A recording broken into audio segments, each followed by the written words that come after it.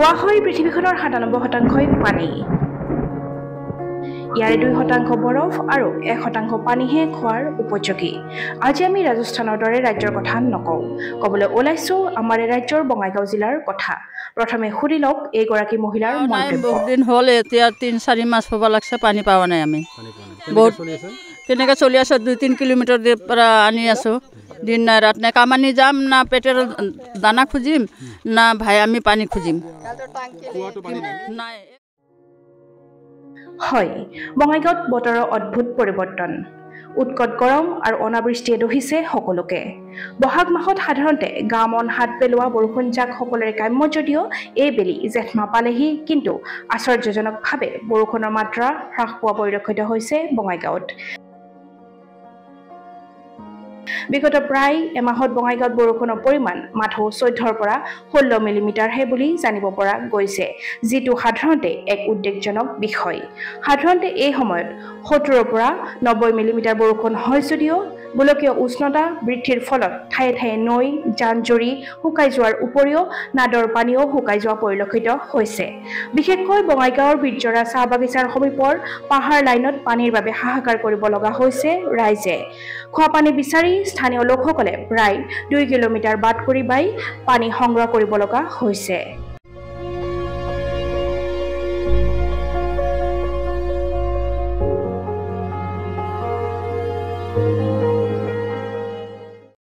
অঞ্চলটোক প্ৰাকৃতিক পানীৰ উৎস হিচাপে ব্যৱহাৰ কৰা দুটা নিজৰাৰ লগতে ৬টাকৈ নাদ অথবা কুঁৱা শুকাই যোৱাত ভয়ংকৰ পানীৰ সমস্যাই দেখা দিছে। আনহাতে এক প্ৰকাৰ বগাহাতীত পৰিণত হৈছে জল জীৱন মিছন আঁচনিও।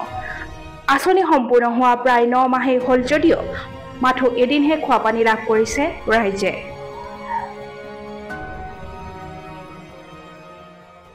আমি ঝৰ্ণাৰ পানীও, দুটা ঝৰ্ণা আছে, ঝৰ্ণাৰ পানীও নাই, সেই দুটাও শুকাইছে। আৰু ৬টা আমাৰ লাইনখনত কুঁৱা আছিলে, সেই লাইন ৬টা কুঁৱাটো পানী শুকাই গ'ল।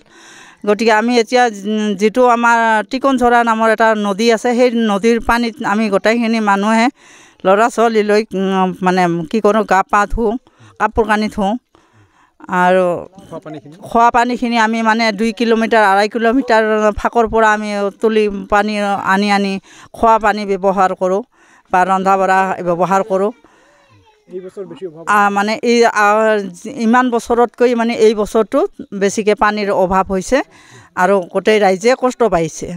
যিটো আমাৰ টেপৰ পানী টাইমৰ পানী যিটো কৰিছিলে, সেইটো পাইপ বহাইছে, কিন্তু আমি ১ মাহমান পানীৰ পাইছোঁ, তথাপিও একদিন পাওঁ, এসপ্তাহ নাই। আৰু নেক্সট ২ দিন পানী দিয়ে, তাৰপিছত আধা ঘণ্টা পানী দিয়ে, তাৰপিছত আৰু ১-২ মাহ পানী নাই, বন্ধ হৈ যায়। কুটি বোলে পাইপ ফুটা হয়, ক'ত বোলে কি হয়। এইটো আমি এই যে আজি ৯ মাহৰ পৰা আমি পানী পোৱা নাই। লাইনত কুঁৱাটো নাই, ঝৰ্ণাটো নাই।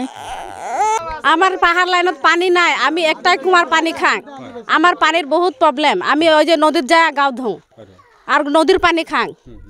আর আমার বহুত প্রবলেম হয়ে গেছে, গাও পুয়া ধুবা নাপারং।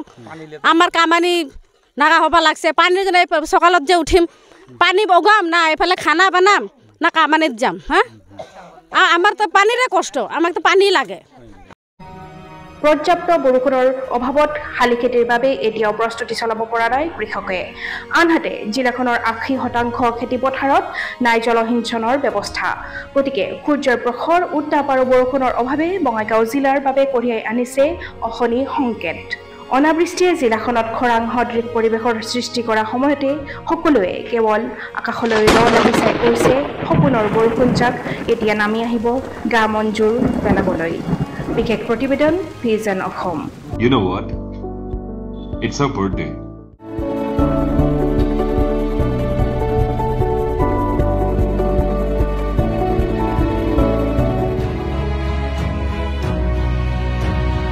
Welcome to the Tata family.